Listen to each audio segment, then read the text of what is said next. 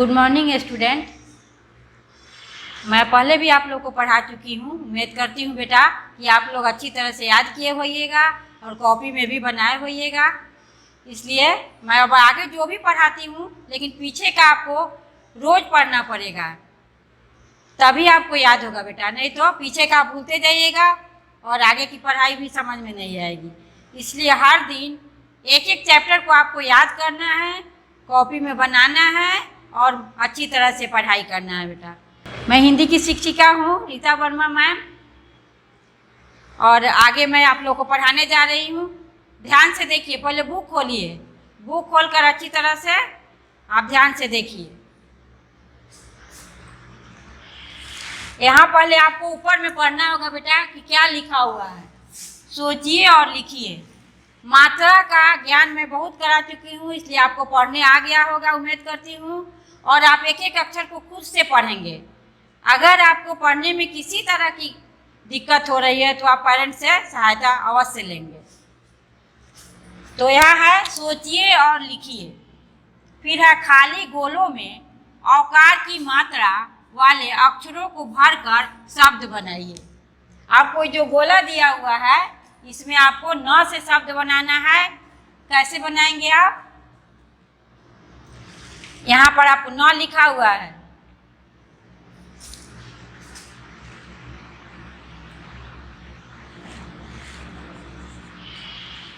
कौ औकार की मात्रा है, कौन हो गया, एक शब्द बन गया। फिर यहाँ हो गया मौन, दूसरा शब्द बन गया। फिर ख में है बी लिखा हुआ है, ना से सब, यहाँ ना से शब्द बनाना है, तो यहाँ क्या हो जाएगा, छौ, बी छौ ना, बिछौना तो आप जानते हैं। उसके बाद यहाँ हो जाएगा खी लौ ना, खिलौना बन गया दोनों शब्द। यहाँ हो गया कौन, यहाँ हो गया मौन। आप दूसरा भी शब्द बना सकते हैं, मैं बता रही हूँ, आप इससे दूसरा भी शब्द बना सकते हैं। बहुत सारे शब्द है बेटा जो आप बना सकते हैं। और यहाँ भी बिछौना है और खिलौना है। अब है यहाँ देखेंगे 2 में, हम सब मौसम के अनुसार अलग अलग वस्तुएं प्रयोग करते हैं। जिस वस्तु का संबंध जिस मौसम से है उनका मिलान कीजिए। हर मौसम का चीज़ दिया हुआ है बेटा, आपको समझना है पहले, उसके बाद इसको मिलाना है। किस मौसम में किस चीज़ का प्रयोग होता है, छाता का किस मौसम में प्रयोग होता है, जितना सामान दिया हुआ है किस किस मौसम में प्रयोग होता है बेटा, उसको आपको मिलान करना है। वो जाड़ा में क्या चीज़ का प्रयोग होता है, गर्मी में क्या पीते हैं, क्या चीज़ का, ये छाता का क्या चीज़ का प्रयोग होता है, बरसात में होता है, इसको आपको खुद से पेंसिल से मिलाना है। रंगीन पेंसिल से मिलाइए। अब देखिए यहाँ है मौखिक, इन शब्दों को पढ़कर उनका उच्चारण कीजिए। ये आप समझिए कि आपका होमवर्क हो गया। इसको खाली आपको मिलाना है। मैं समझा चुकी हूँ कि किस मौसम में किस चीज़ का प्रयोग होता है बेटा, उसको उससे लाइन की मिलाना है, मिलान करना है। इसमें आपको कोई दिक्कत नहीं, अपना दिमाग लगाना है और मिलाना है। अब यहाँ है मौखिक ओरल, इन शब्दों को पढ़कर उनका उच्चारण कीजिए। पहले आप बेटा शब्द को पढ़ेंगे और उसका मिलान करेंगे। कैसे पढ़ेंगे? शब्द को अच्छी तरह से पढ़कर उसका मिलान करेंगे। तो यहाँ देखिए पौधा, औकार की मात्रा है, पौधा में पौधा, धो आकार है। फिर यहाँ है खिलौना, ख हर्षिकार है, लौ है औकार की मात्रा है, और नौ आकार है, खिलौना। समझ में आ गया होगा आपको। फिर यहाँ हथौड़ा है, औकार की मात्रा है, थौ में हथौड़ा, यहाँ बिंदु है। फिर है शौचालय, फिर औकार की मात्रा है, सौ तो आकार, लौ य शौचालय। ऐसे करके पढ़ेंगे। अच्छा से बेटा धीरे से उच्चारण करके धीरे धीरे इसको पढ़ेगा तो आपको खुद से पढ़ने आ जाएगा। अब पढ़ना अति आवश्यक है। जब तक आपको पढ़ने नहीं आएगा आप कुछ भी नहीं कर सकेंगे। इसीलिए मैं मात्रा का ज्ञान करा रही हूँ ताकि आपको पढ़ने आए। शौचालय हो गया। फिर यहाँ चौकीदार, कैसे पढ़ेंगे? चौ, ओकार की मात्रा हो गई, यहाँ ओकार की मात्रा है चौ, क दीर्घिकार, दो आकार, चौकीदार। फिर यहाँ नौकर में भी औकार की मात्रा है बेटा, और क रा नौकर। फिर यहाँ भगौना, भ गौ औकार की मात्रा है और नौ आकार भगौना।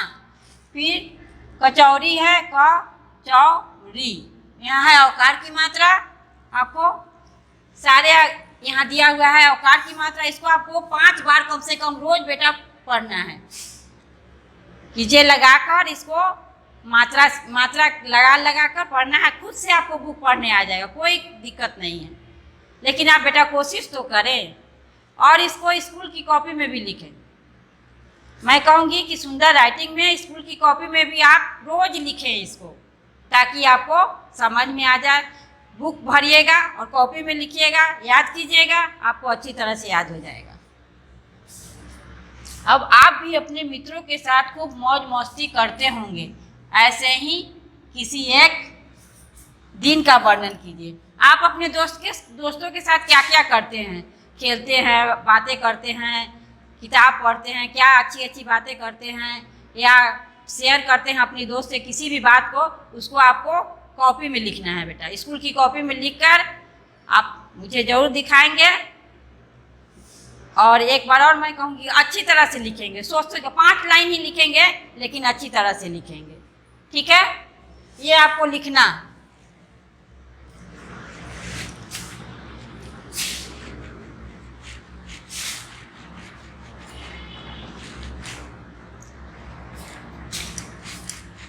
अब हम बेटा देखेंगे इस चित्र को, क्या चीज़ का चित्र बना हुआ है। पहले हम चित्र को ध्यान से देखेंगे।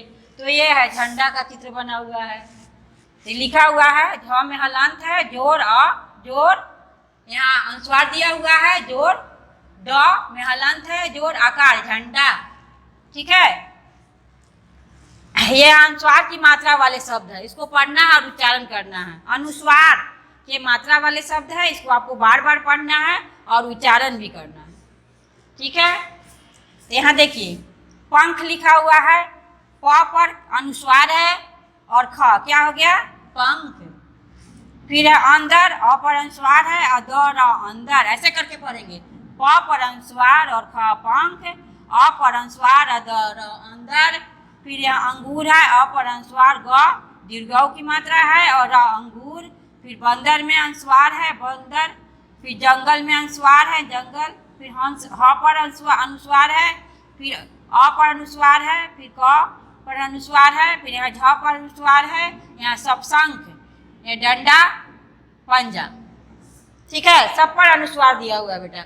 लेकिन इसको आपको ध्यान से देख कर पढ़ना होगा। जैसे लिखा हुआ है उसको बोलना होगा, आपको मुंह से बोलना होगा बेटा कि क्या क्या लिखा हुआ है। अनुस्वार जरूर बोलेंगे और तब शब्द को पढ़ेंगे। अब है कविता को बोलकर पढ़िए। अब ये आपको हो गया पढ़ने। तो अंदर, बंदर, हंस, कंठ, शंख, पंजा, ये सब तो आपको पढ़ने आ गया। अब आपको कविता को बोलकर पढ़ना है। तो कविता को कम से कम 5 बार बोलकर जरूर पढ़ें। एक दिन जब आप बैठते हैं पढ़ने तो उसको 5 बार बोल कर पढ़ने से आपको क्या होगा बेटा? याद होगी। और याद तभी होगी जब आप बोलकर पढ़ेंगे। आपका ओरल होना एकदम जरूरी है, क्योंकि बोलना अति आवश्यक है। जब तक आप बोलेंगे नहीं तब तक आप कुछ समझेंगे नहीं। बोलिए और दिमाग भी लगाइए कि क्या लिखा हुआ है। थोड़ा जोर दीजिए, समझ नहीं आने पर जो आप नहीं समझ रहे हैं वो अपनी पेरेंट्स की सहायता लें। अब है उड़ी पतंग। पतंग का यहाँ चित्र दिया हुआ है, बच्चे पतंग भी उड़ा रहे हैं और इसके बारे में आपको कविता हम बोलकर सुना रहे हैं, उसको आप याद कीजिए बेटा कैसे क्या है। अब देखिए उड़ी पतंग, यहाँ कौमा दिया हुआ है, उड़ती खोल कर अपने पंख, यहाँ कौमा है बेटा, जगाती सबके मन में उमंग।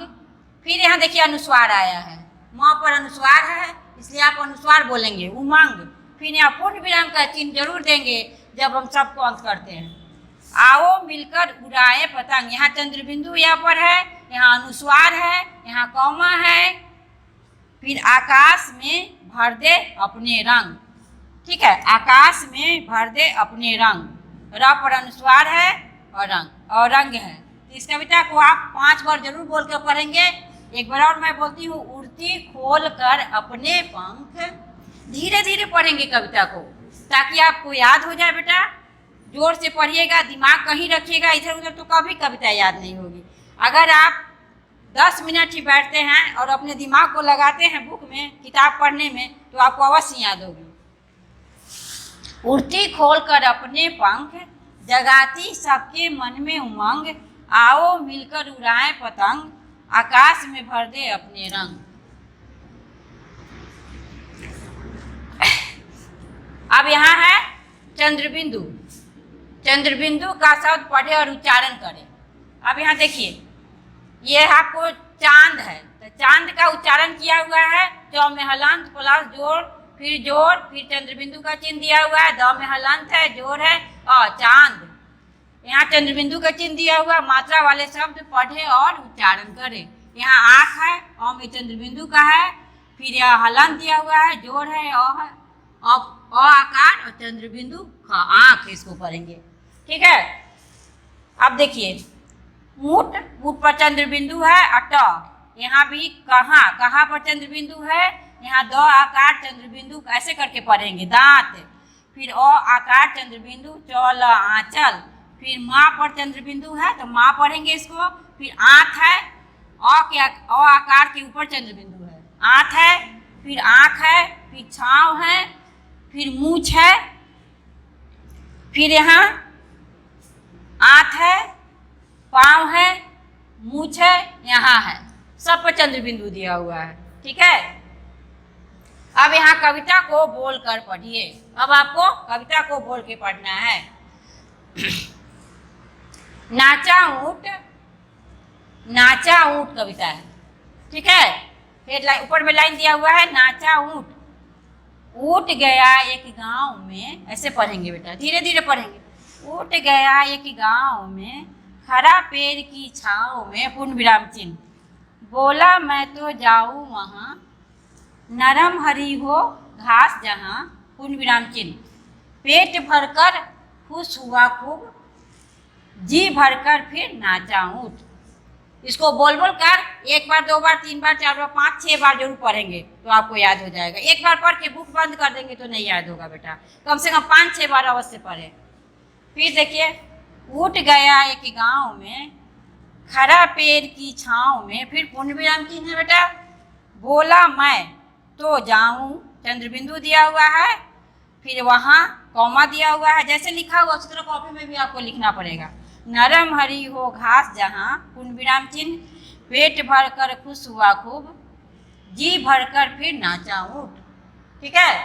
इसको आप कॉपी में भी लिखेंगे, स्कूल के कॉपी में भी जैसे लिखा हुआ है बुक में याद करके लिखना है बेटा। ठीक है। अब है यहाँ, नीचे दिए गए रिक्त स्थानों में सही शब्द छाट कर भरे।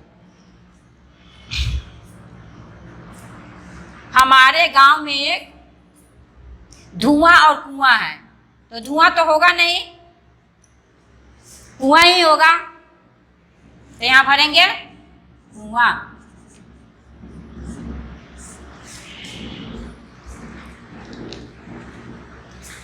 थैंक यू बेटा, फिर मैं नेक्स्ट में पढ़ाऊंगी।